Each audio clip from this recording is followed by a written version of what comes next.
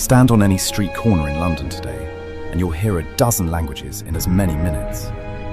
Nearly 40% of Londoners were born outside the UK, making this one of the most diverse cities on Earth. But rewind 2,000 years, and you'd find marshland along a tidal river, barely inhabited, strategically useless to anyone except the Romans. What happened in between? Invasion, fire, plague, revolution. A small trading post that became the heart of an empire. A city burned to ash and rebuilt from stone. Through conquest and catastrophe, London kept growing, kept adapting, kept pulling people in from everywhere. For centuries, we've had to imagine what those earlier versions of London actually looked like. Artist sketches, faded engravings, descriptions in old journals. But now, using AI trained on historical imagery, we can take those original drawings and paintings and see them as they might have appeared in real life. The cobblestones, the crowds, the smoke rising from medieval chimneys. You're about to witness almost 2,000 years of history in one video. Sit back and relax as we journey through the incredible history of the capital of the United Kingdom, London. Let's go back to where it all began.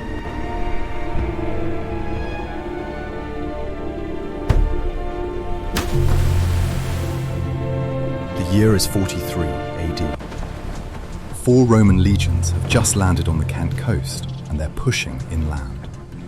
They need a place to cross the Thames, somewhere they can build a bridge and establish supply lines back to the continent. They find it here, at the river's lowest crossing point before it widens into an estuary. Within a decade, Londinium is bustling. Merchants from Gaul, soldiers from Syria, traders from North Africa. The Romans built their bridge exactly where London Bridge stands today. Around it, Port Town springs up almost overnight, but 17 years after its founding, disaster strikes. Queen Boudica of the Iceni tribe has had enough of Roman occupation. Her army marches on Londinium and burns it to the ground. Archaeological digs have found a layer of red ash beneath the modern city, evidence of that destruction. The Romans rebuild, bigger than before. They construct a massive wall around the city, parts of which still stand 2,000 years later. At its peak, Londinium is home to maybe 60,000 people, the largest city of the town. Amphitheatres, bathhouses, forums. This isn't some frontier outpost anymore. It's a proper Roman city. Then, by around 410 AD, Rome itself is crumbling. Barbarian tribes are hammering the empire from all sides, and Britain is too far away, too expensive to defend. Emperor Honorius sends word, you're on your own. The legions pull out. Without Rome, Londinium's entire economy collapses. The trade networks that brought wine from Gaul and olive oil from Spain simply stop. Roman currency becomes worthless.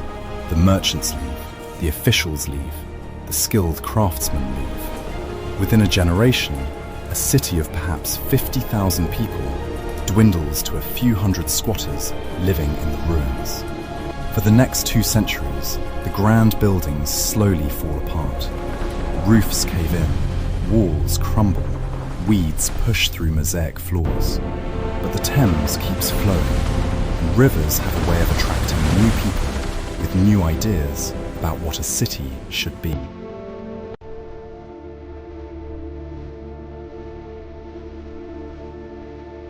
The Saxons who settle in Britain after the Romans leave don't particularly like cities.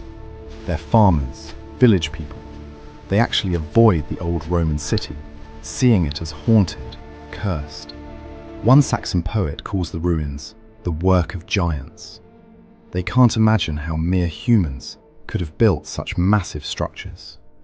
Instead, around the 670s, they build a new settlement about a mile west of the Roman walls. They call it Londonville, London Trading Town. This is where modern Covent Garden and the Strand are today.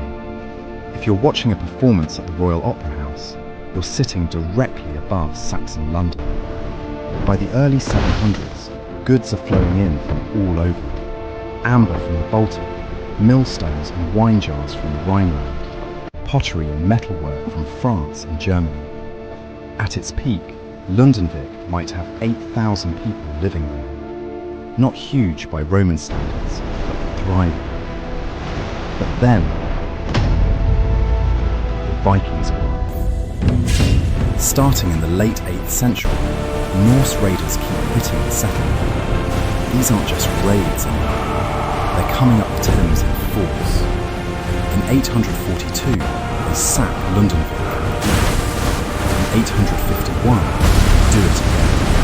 King Alfred the Great finally has enough. In 886, he retakes London from the Danes and does something clever. He abandons Londonvik and moves everyone back inside the old Roman walled city, which is much easier to defend. He repairs the ancient walls, recuts the defensive ditches. The city is now called Lundenburg, London Fortress.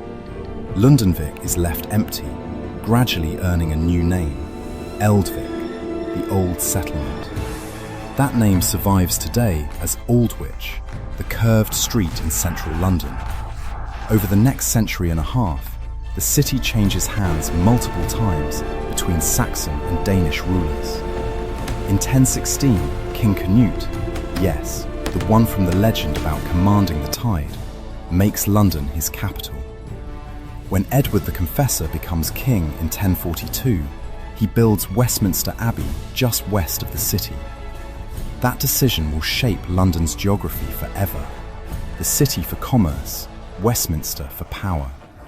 Edward the Confessor dies childless in January 1066, and England tears itself apart over who should rule next. Harold Godwinson is crowned king, but across the Channel, William, Duke of Normandy, claims Edward promised him the throne. In September, Harold has to march north to fight off a Norwegian invasion. He wins, but he's barely caught his breath when news arrives. William has landed on the south coast with 7,000 Norman soldiers. Harold rushes his exhausted army south and meets William at Hastings on October 14th. By nightfall, Harold is dead, and William has won England. On Christmas Day 1066, he's crowned King of England at Westminster Abbey. The Anglo-Saxon era is over. The Normans have arrived, and they're going to rebuild England in their own image, starting with London.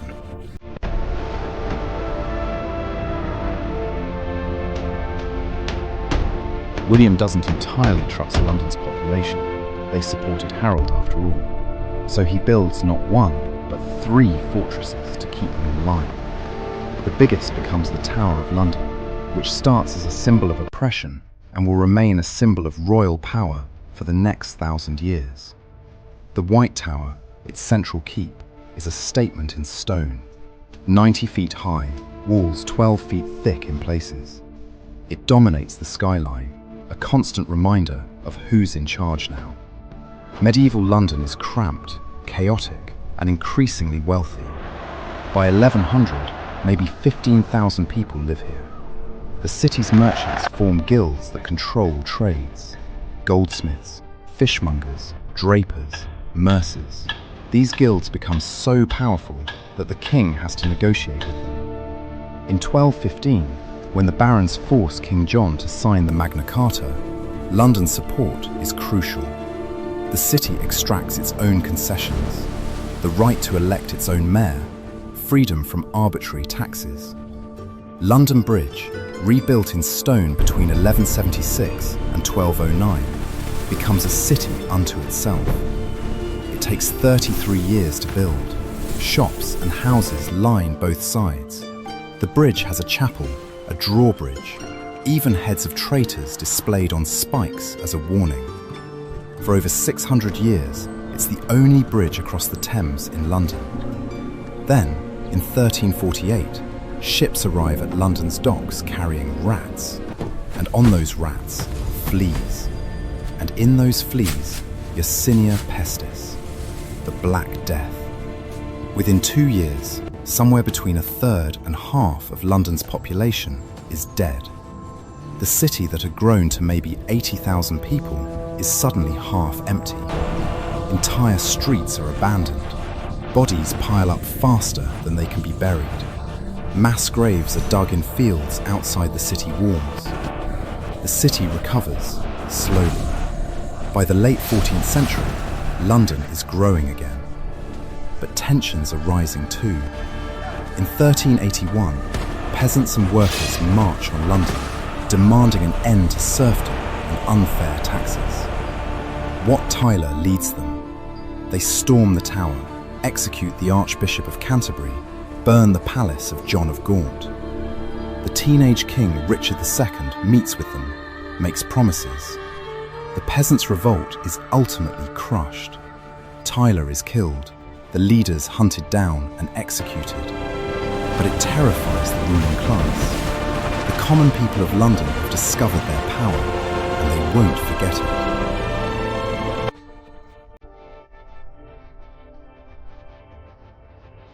By 1500, London's population has rebounded to about 50,000.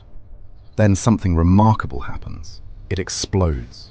By 1600, it's 200,000. By 1650, it's nearly 400,000. London becomes the largest city in Europe. Henry VIII's break with Rome in the 1530s transforms the city's landscape. Henry wanted to divorce his first wife, but the Pope refused. So Henry broke away from the Catholic Church, made himself head of the new Church of England, and shut down all the monasteries. In London, monasteries owned massive amounts of land. Once Henry seized it, that property became available. Aristocrats and wealthy merchants bought it up and built grand houses. Suddenly, London had room to expand. Under Queen Elizabeth I, London becomes the cultural capital of Europe. The Globe Theatre opens on the South Bank in 1599. Shakespeare is staging Hamlet, Othello, King Lear. Meanwhile, merchants are getting wealthy from trade with the New World and Asia. The East India Company is founded in 1600, setting the stage for empire. But London has always been vulnerable to two things: disease and fire. The city is built almost entirely of timber, with thatched roofs, dried straw and reeds. Houses are packed close together, upper floors overhanging narrow streets, nearly touching across the gaps. Open fires in every building for cooking and heating. Candles everywhere. No fire departments. It's a tinderbox. Both disaster and disease strike in the 1660s with devastating effect. In 1665, the plague returns. Not the Black Death exactly, but close enough. At its peak, 7,000 Londoners are dying every week. The wealthy flee to the countryside. The poor are trapped. By the time it burns out, maybe 100,000 people are dead, a quarter of the city's population.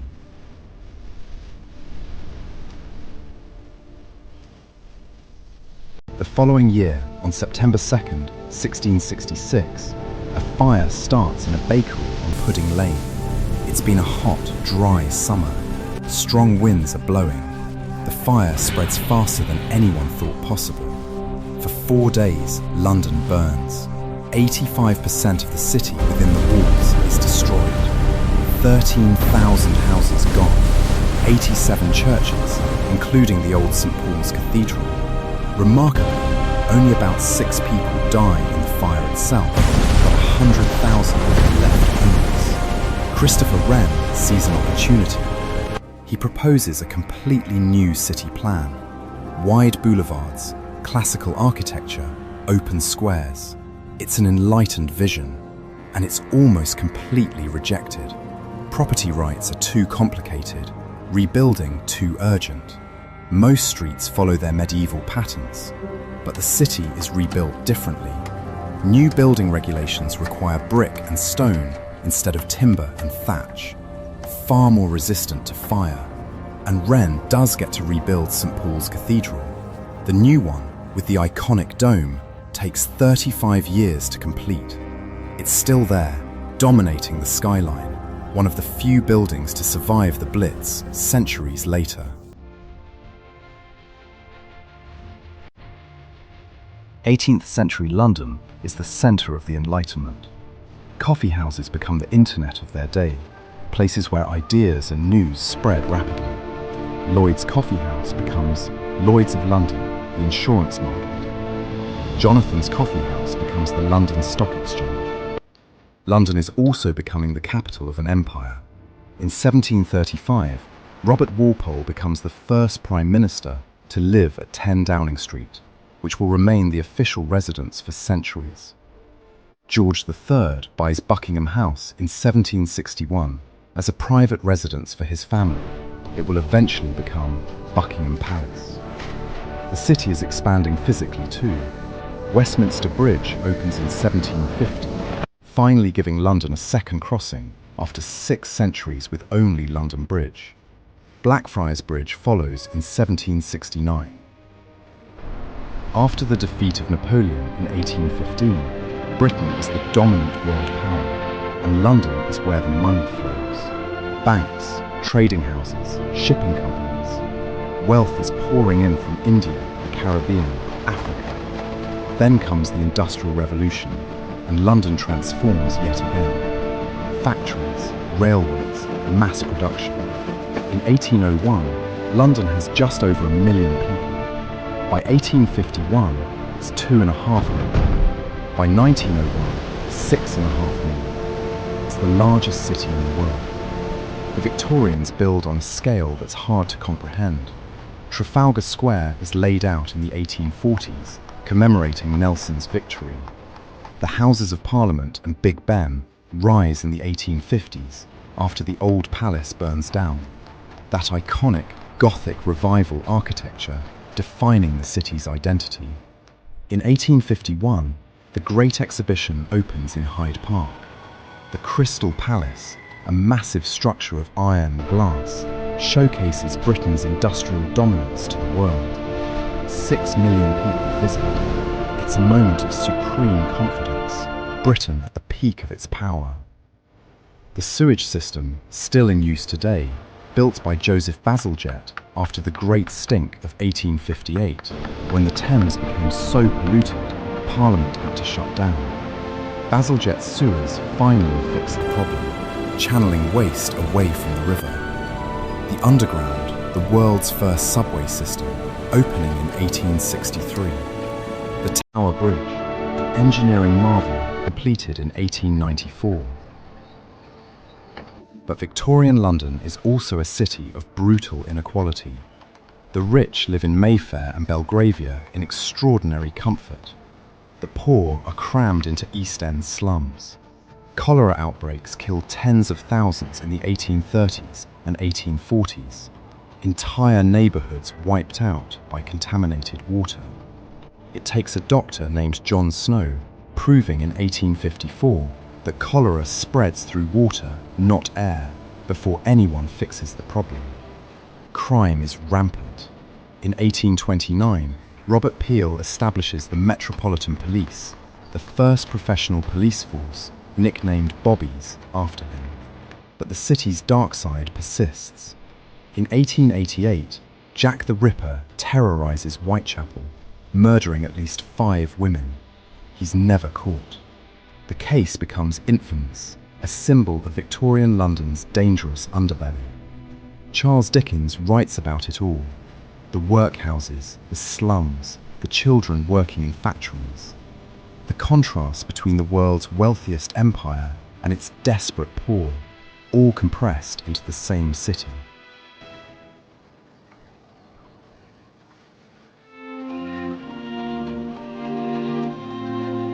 The 20th century brings London back down to earth. The First World War kills hundreds of thousands of young British men. However, London's main infrastructure survived. But the Second World War brings the war directly to the city, the Blitz. Between September 1940 and May 1941, German bombers hit London almost every night. Entire neighbourhoods are levelled. St Paul's Cathedral miraculously survives.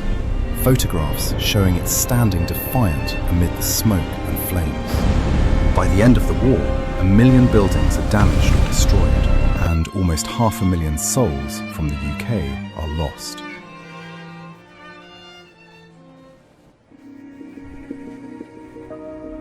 Post-war London is broke, bombed out, exhausted. The empire is collapsing. India gains independence in 1947. Rationing continues into the 1950s. Fog and coal smoke are so thick that in 1952, the Great Smog kills 12,000 people in just 5 days. But London rebuilds, again. The 1951 Festival of Britain, held on the South Bank, signals a new beginning. Brutalist towers rise from the rubble. The welfare state expands. And crucially, people start arriving from former colonies. The Windrush generation from the Caribbean in 1948, followed by waves of immigration from India, Pakistan, Bangladesh, later from Africa, Eastern Europe, everywhere. The 1960s bring a cultural explosion. Swinging London, the Beatles, the Rolling Stones, Carnaby Street, Mary Quant. For a moment, London feels young again. The next few decades are rockier. Economic decline, strikes, terrorism from the IRA. By the 1980s, the Docklands are abandoned, the East End is neglected. Then comes massive redevelopment. Canary Wharf rises from the old docks. The financial sector booms. London reinvents itself as a global financial centre.